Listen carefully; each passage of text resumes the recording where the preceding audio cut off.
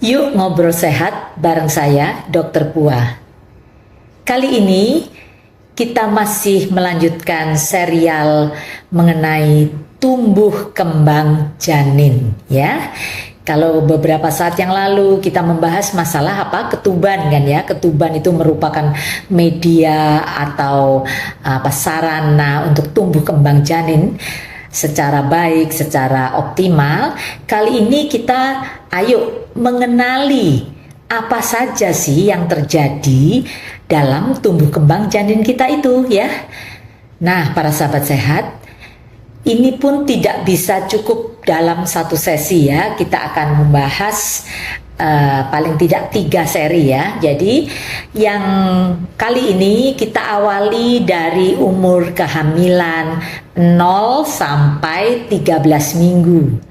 Itulah yang disebut trimester pertama kehamilan. Nah, para sahabat sehat, kalau kita hamil, kalau orang Jawa mengatakan 9 bulan 10 hari, itu sebenarnya dibagi dalam 3 trimester. Trimester pertama 0 sampai 13 minggu. Trimester kedua 14 sampai 28 minggu dan trimester ketiga setelah 28 minggu sampai lahir ya. Jadi para sahabat sehat, mungkin ada di antara pecinta channel saya ini yang mengatakan, dokter ngapain dibahas trimester 1? Saya itu loh kalau hamil nggak pernah tahu hamil saya itu kapan mulainya, karena nggak pernah ada keluhan. Tahu-tahu saat periksa sudah 7 bulan gitu ya. Atau sebaliknya ada yang mengatakan, aduh dokter, trimester 1 itu bagi saya sangat menderita. Saya mengeluh banyak, morning sickness, mual, muntah hebat, teler, sampai nggak bisa kerja, nggak bisa kuliah, nggak bisa aktivitas. Ada yang seperti itu. Oleh sebab itu, terlepas dari ada tidaknya keluhan, ayo kita membahas nih, mulai dari umur 0. Yaitu apa? Di saat pembuahan sel telur dibuahi oleh sperma yang baik, disitulah terjadi mulai kehidupan. Mohon maaf, ada beberapa calon ibu yang tidak menghendaki kehamilannya, mengatakan, dokter, toh belum bernyawa, masih 4 minggu. Kata siapa? Ya, coba nih nanti di sini kita lihat begitu ajaibnya tumbuh kembang janin kita. Jadi pembuahan mulai dari 0 tadi saya katakan sampai dengan 7 minggu, itulah yang disebut sebagai embrio ya. Jadi sel telur, ovum, ketemu sperma menjadi yang namanya zigot, itu berkembang menjadi namanya embrio. Nah, ini sudah ada di dalam kantong ketuban yang sudah kita bahas yang lalu itu ya. Jadi ketuban itu menjadi sarana untuk tumbuh kembang janinnya. Nah, kemudian apa sih yang terjadi mulai dari umur 0 sampai 7 minggu yang katanya embrio itu?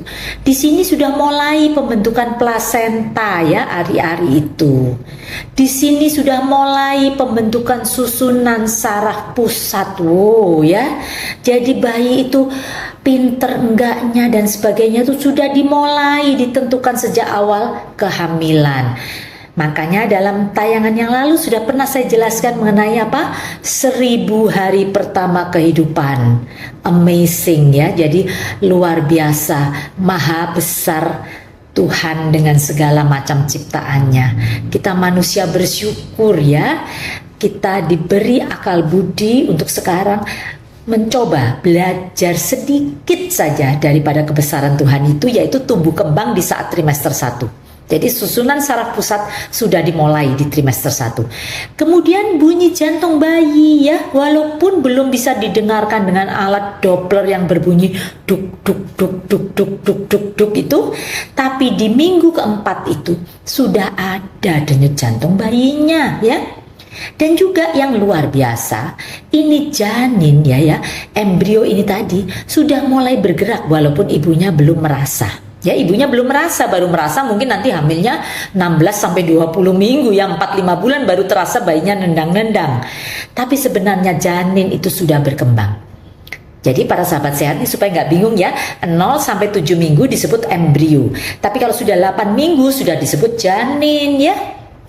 Jadi sekali lagi, tidak ada istilah, masih 4 minggu belum ada nyawanya, nggak apa-apa deh, nggak jadi aja hamilnya. Jangan ya, kita mohon maaf, jadi seorang ibu itu tentunya sayang dengan buah hati kita, dengan buah cinta kita, yaitu anak yang kita kandung. Jadi kalau ada seorang ibu yang tidak menghendaki kehamilannya, minta digugurkan, minta diobati, mohon maaf sekali lagi, dosa besar ya. Karena kita jadi pembunuh, bukan sekedar membunuh orang lain loh, membunuh darah daging kita sendiri. Jangan ya. Jadi sekali lagi, mulai dari nol pembuahan, sel telur ketemu sperma itu sudah mulai kehidupan. Oke, kembali lagi nih. Jadi janinnya udah mulai gerak. Nah, selain susunan saraf pusat, sudah mulai organ pencernaan, alat gerak. Jadi tangan, kaki ini pun sudah mulai terbentuk ya, walaupun belum sempurna. Organ reproduksi pun ya, jadi alat kelamin pun walaupun belum bisa dibedakan gendernya ini laki atau perempuan, tapi sudah mulai terbentuk. Jadi luar biasa sekali ya. Maha dahsyat penciptaan manusia ini ya. Jadi sekali lagi, kalau kita lihat dengan USG, mungkin bulan pertama dokter hanya mengatakan ini berbentuk kantong. Ya memang kelihatannya hanya kantong saja, karena janinnya ya, embrionya itu masih sebesar sebesar mungkin biji beras itu, beras kecil tuh ya, 6 sampai 7 mili, kecil kan ya, segitu. Tapi sudah ada ya, sebesar butiran beras, tapi sudah ada di bulan pertama. Bulan kedua apalagi susunan saraf pusatnya udah terbentuk, wajahnya, lipatan tangannya, lipatan telinga itu sudah ada. Ukurannya pun sudah tambah besar, bukan sebutir beras tapi 2,5 cm. 10 gram kalau ditimbang. Emas 10 gram itu mahal loh ya, tapi 10 gram janin kita lebih mahal lagi ya. Kalau sekarang harga emas mungkin 2 juta ya. 10 gram, dokter 20 juta lah anak kita. Mohon maaf ya, yang sulit punya anak promil, Anda tahu biayanya kalau sampai dengan pakai IVF bayi tabung, ada yang sampai 100 juta kan, lebih kan. Jadi sampai ada istilah anak mahal, bukan berarti ada anak murah ya. Semua titipan Tuhan yang berupa anak itu mahal harganya karena penciptaannya luar biasa dahsyat ya. Jadi sekali lagi, bulan ke-1 sebesar butiran beras, bulan kedua sudah 10 gram, sudah 2,5 cm, bulan ketiga sudah 10 cm ya, sudah 28 gram, sekitar 30 gram begitu. Organ reproduksi pun sudah terbentuk, walaupun mungkin kalau dokternya ditanya, ini anak saya laki atau perempuan, kalau masih 3 bulan belum bisa dilihat. Saya biasanya ngasih tahu setelah 5 bulan seperti itu ya. Tapi terlepas dari itu, kita semakin tahu, semakin sadar bahwa penciptaan kita manusia itu luar biasa. Ilmu pengetahuan sehebat apapun belum bisa menggambarkan luar biasanya Tuhan menciptakan kita. Jadi perlunya saya ngasih ini, bahwa kenali tumbuh kembang janin kita itu supaya kita semakin menyayangi, menghargai kehidupan sejak awal. Jadi tidak ada istilahnya bahwa unwanted pregnancy, kehamilan yang tidak diharapkan. Jangan ya. Semua kehamilan harus yang diharapkan. Anak itu buah cinta yang harus dipelihara sejak dari dalam kandungan kita. Jadi dari umur 0 sampai 13 minggu ya. Jadi 0 sampai 13 minggu itulah yang disebut trimester 1. Di situ merupakan fondasi tumbuh kembang selanjutnya. Paham ya? Jadi kecukupan asam folat pasti dokter akan memberikan. Kalaupun Anda mual muntah hebat, morning sickness, hiperemesis gravidarum, perlu diberi asupan energi. Makanya sampai perlu diinfus, diberi obat anti mual, diberi asam folat, diberi vitamin. Tujuannya apa? Supaya pada saat trimester 1 itu terbentuk fondasi yang bagus untuk tumbuh kembang selanjutnya. Ya, jadi tayangan kali ini khusus kita fokus di trimester 1 saja. Kemudian nanti saya akan meneruskan apa yang terjadi di trimester kedua, ya, dan tentunya apa yang terjadi di trimester ketiga sampai dengan bayi itu lahir. Luar biasa.